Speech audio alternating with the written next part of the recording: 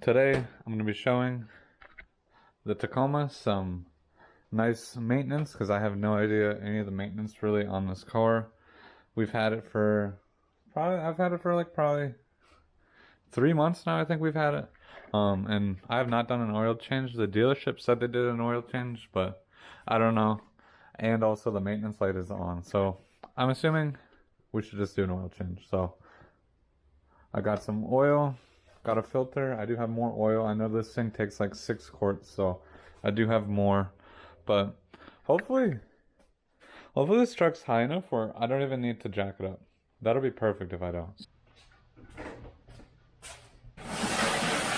Alright, I'm hoping that I have the right oil filter wrench, because I have no idea what oil filter wrench this takes. I know it takes the same filter I had on the Corolla, or on the Camry, so I have that. If not, I might have to go get one. So I'm gonna go under there, just make sure this fits. All right, so I totally forgot that you have to take off this like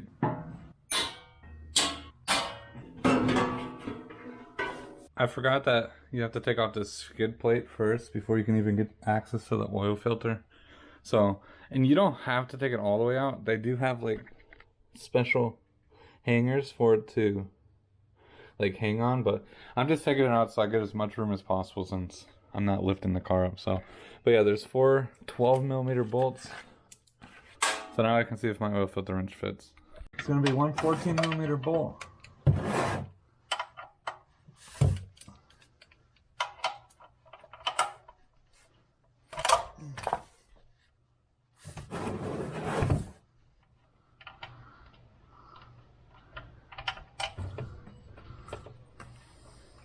It looks like you can get access to everything without jacking up the car. It is a little tight under here, but it's not terrible. And the oil filter is actually a lot closer.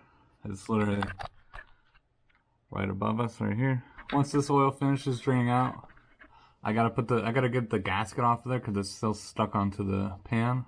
But it does look like there's some type of oil leak. I don't know. It does look a little wet right around there. I don't know if that's oil. I haven't noticed anything dripping onto the ground. Only thing I could think of is, I think that's kind of where the oil fill is, so maybe people just miss. I'll try to wipe it up as good as I can and then see if it comes back. But it doesn't look like anything's actively leaking. It just looks like it got oil on it at one point. Now I'm gonna get the oil filter. I already cracked it loose.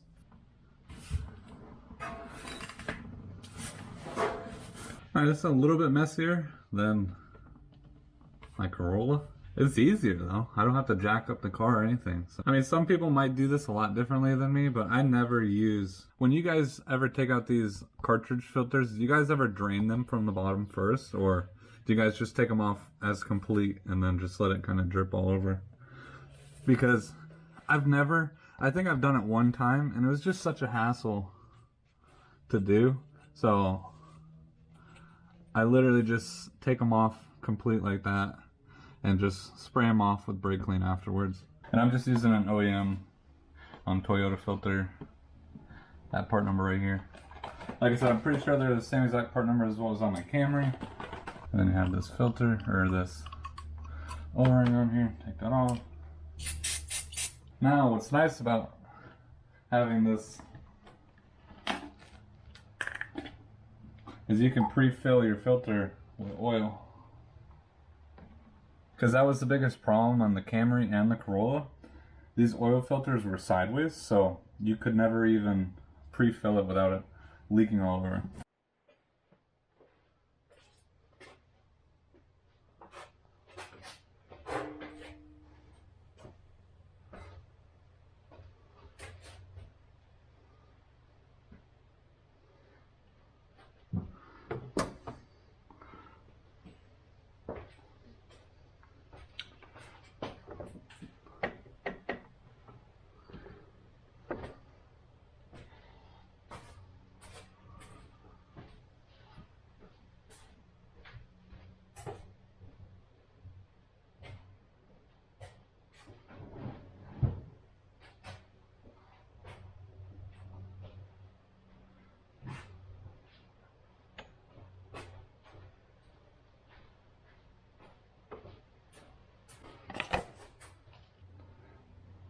Alright, so I've added about a little over 6 quarts of oil.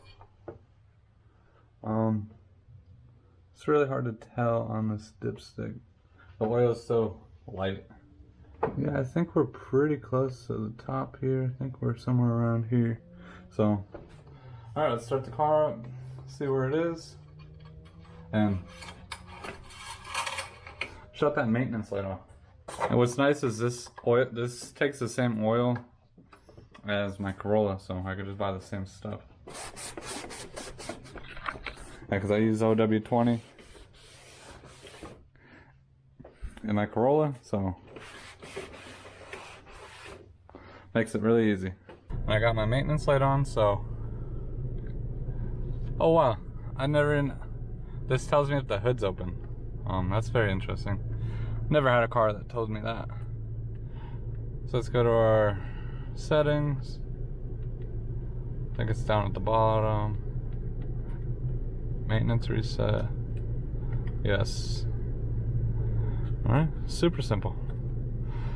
Alright, so around 93,000 miles, I'll change the oil again.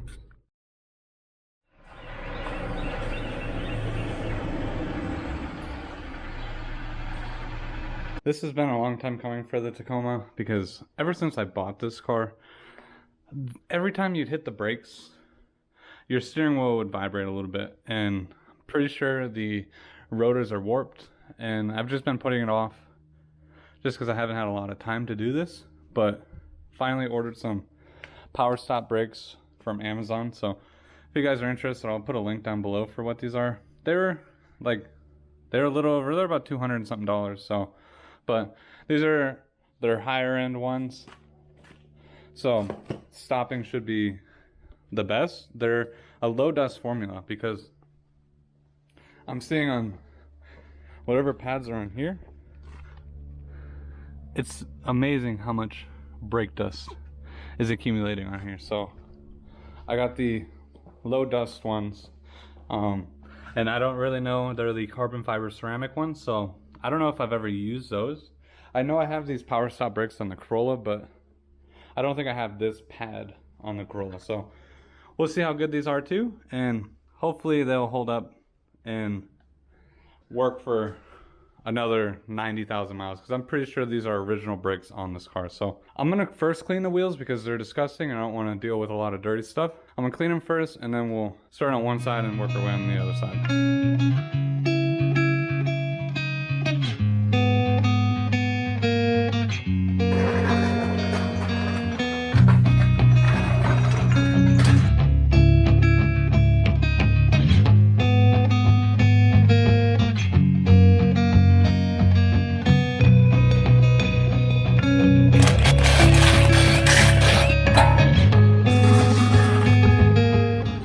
So I'm going to start by just taking out the hardware,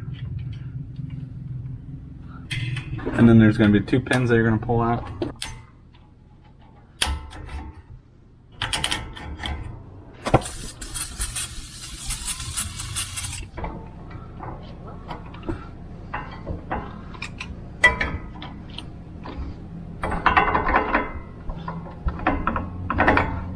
Alright, so these pads actually don't look terrible.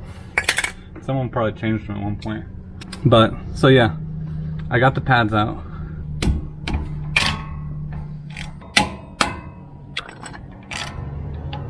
The caliper is a 17 millimeter. Got the rotor off. Took me a little while. I had to use a bolt to push up against it inside one of these cracks, or one of those holes right there. I don't know what thread size this is, but that's what I used. I'm gonna clean this up. You can see all the like rust and stuff that came off of here, so this really needed to be replaced pretty soon. So I'm gonna clean this up, wire brush all this, and then we'll slap on the first rotor.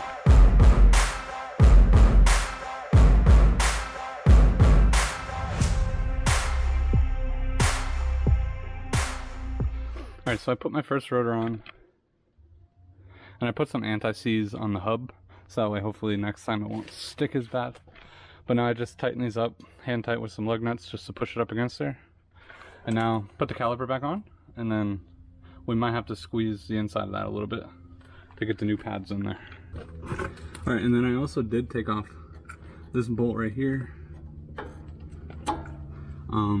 It was just bracketing on the brake line, so that way I could actually move the caliper. And that's I believe a 12 millimeter.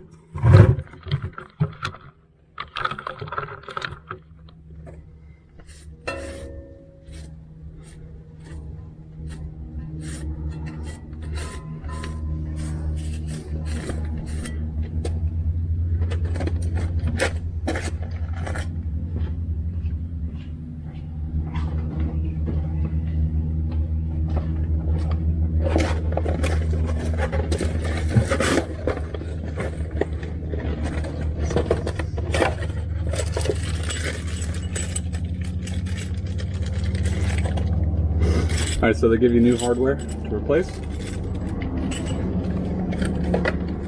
and they give you all your brake pads, and also some lubricant.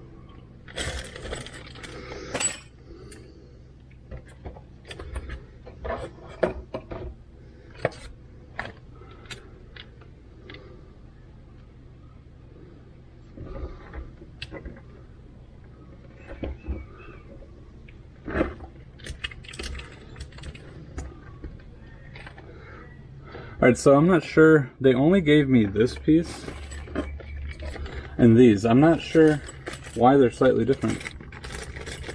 So I'm just going to use the ones I took off because I know those are the ones that are supposed to be on here. And I mean, it doesn't look bad, so I don't think it's going to be a problem to reuse this. Alright, and one of them has a squealer and one of them does not. So I usually put that one on the inside. This one is in. So again, I had to reuse this one because they didn't give me the same one. They gave me these, which honestly would probably do the same thing, but it's just this connects both of them. I don't know. I mean, so you could probably use these. Now let's hop on the other side and speed through. Oh, one other thing is these are driver side, passenger side different, so make sure you put them on the right side.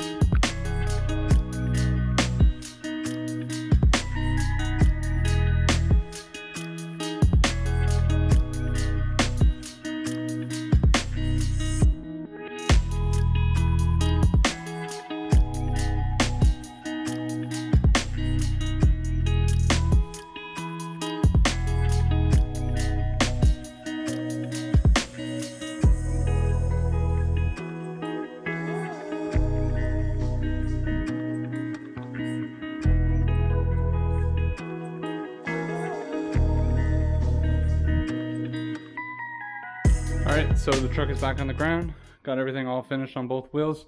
So now we're gonna go break these pads in real quick. They do have a break-in procedure to make sure you follow it. 40 to 10, 5 aggressive decelerations, 35 to 5, moderate, and then let them cool down for a few minutes. So I'm gonna go break them in. Alright, let's also not close the hood on your phone.